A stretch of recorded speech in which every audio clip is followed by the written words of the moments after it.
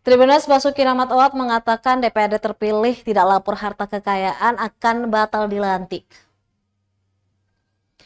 Ketua Komisi Pemilihan Umum KPU Kabupaten Maluku Tenggara, Basuki Rahmatowat, meminta anggota DPRD terpilih agar segera melaporkan laporan harta kekayaan penyelenggaraan negara atau LHKPN ke KPK sebelum dilantik nanti.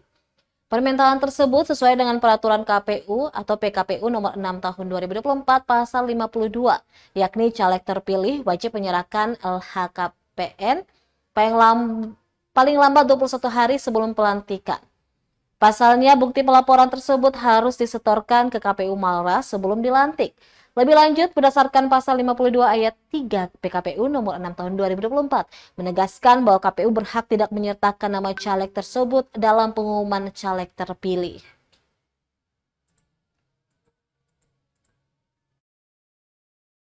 Satu rasa 1900 tentang suara